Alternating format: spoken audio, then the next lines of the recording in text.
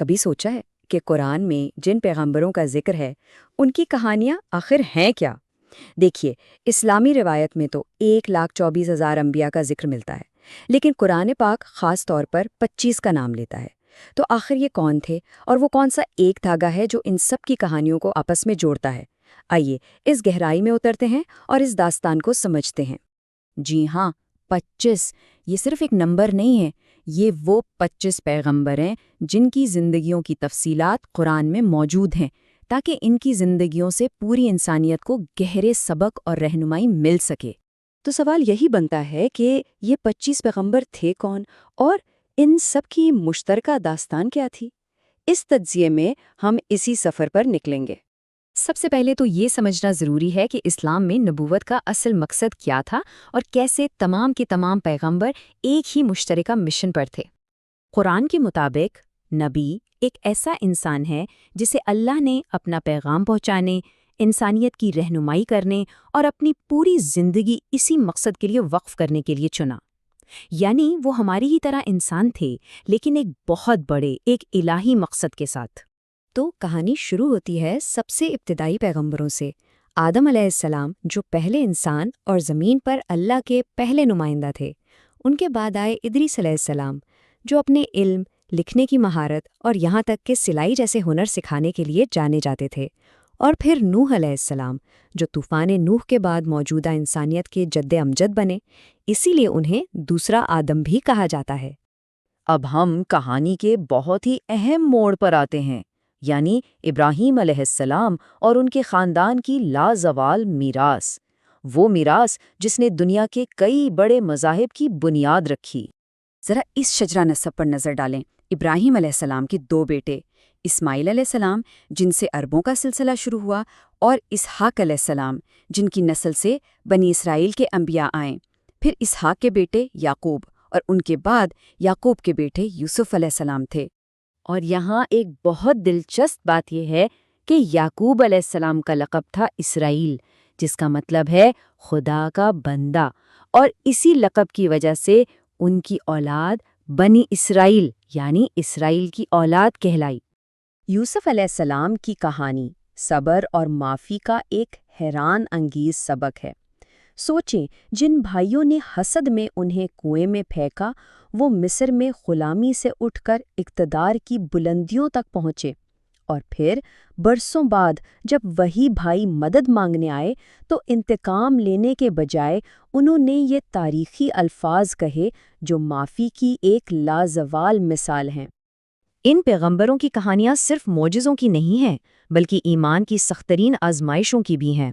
انہیں ذاتی اور معاشرتی دونوں سطحوں پر شدید مشکلات کا سامنا کرنا پڑا۔ ایوب علیہ السلام کی مثال ہی دیکھ لیں، انہوں نے اپنی دولت، اولاد، صحت سب کچھ کھو دیا، لیکن کبھی بھی اپنا ایمان کمزور نہیں ہونے دیا اور نہ ہی خدا سے کوئی شکوہ کیا۔ ان کا صبر تو ایک مثال بن گیا۔ پھر یونس علیہ السلام کی کہانی ہے، جنہیں ایک بہت بڑی مچھلی نے نگل دیا تھا۔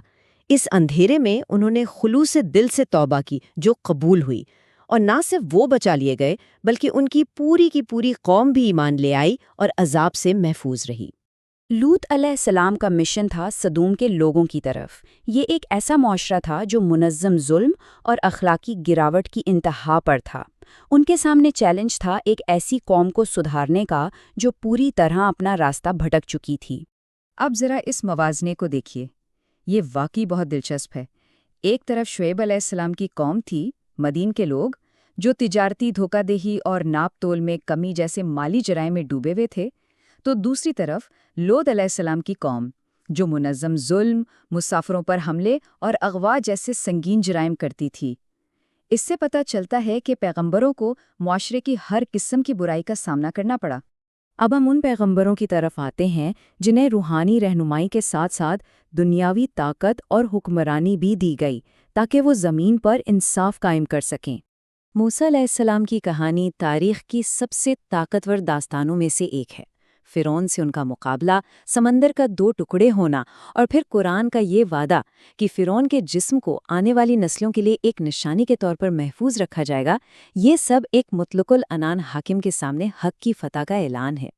بنی اسرائیل میں 2 عظیم نبی بادشاہ بھی گزرے، داؤد علیہ السلام جنہوں نے جالوت جیسے طاقتور دشمن کو شکست دی، جنہیں زبور عطا کی گئی اور جو آگ کے بغیر لوہے کو شکل دے سکتے تھے، اور پھر ان کے بیٹے سلیمان علیہ السلام جنہوں نے ایک بہت وسیع سلطنت پر حکومت کی۔ وہ ہواؤں کو حکم دیتے تھے، جانوروں اور جنات سے بات کرتے تھے، اور انہوں نے ہی مسجد اقصیٰ کی تعمیر مکمل کی۔ اور اب ہم اس سلسلے کے آخری اور حتمی پیغمبر محمد صلی اللہ علیہ وسلم کی طرف آتے ہیں، جنہیں قرآن تمام جہانوں کے لیے رحمت قرار دیتا ہے اور جو پچھلے تمام انبیاء کے پیغام کی تکمیل تھے۔ یہ ٹائم لائن ان کی زندگی کے اہم مراحل کا ایک مختصر خلاصہ ہے۔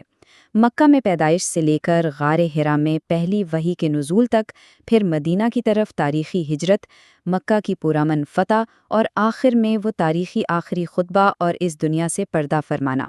تو پھر ان کا سب سے بڑا معجزہ کیا تھا؟ وہ خود قرآن ہے، فصاحت و بلاغت اور حکمت سے بھری ایک ایسی کتاب جو ایک ایسے انسان پر نازل ہوئی جو پڑھنا یا لکھنا نہیں جانتا تھا۔ اور یہ صرف ایک دعویٰ نہیں تھا، قرآن نے اپنے الہی کلام ہونے پر شک کرنے والوں کو ایک کھلا چیلنج دیا کہ اگر تم سچے ہو تو اس جیسی ایک صورت ہی بنا کر لے آؤ۔ یہ ادبی اور روحانی بے مثالی کا ایک ایسا چیلنج تھا جو آج تک قائم ہے۔ 1400 سال سے زیادہ گزر چکے ہیں اور یہ چیلنج آج بھی اپنی جگہ موجود ہے، اور یہ بات اس حقیقت کو اور بھی گہرا کر دیتی ہے کہ یہ پیغام ایک امی نبی کے ذریعے دنیا تک پہنچایا گیا تھا۔ تو آخر میں یہ غور طلب سوال باقی رہتا ہے کہ آدم علیہ السلام سے لے کر محمد صلی اللہ علیہ وسلم تک ہزاروں سالوں پر پھیلی ان تمام پیغمبروں کی کہانیوں کو کون سا ایک دھاگا آپس میں جوڑتا ہے؟ ان کی مشترکہ میراث کیا ہے؟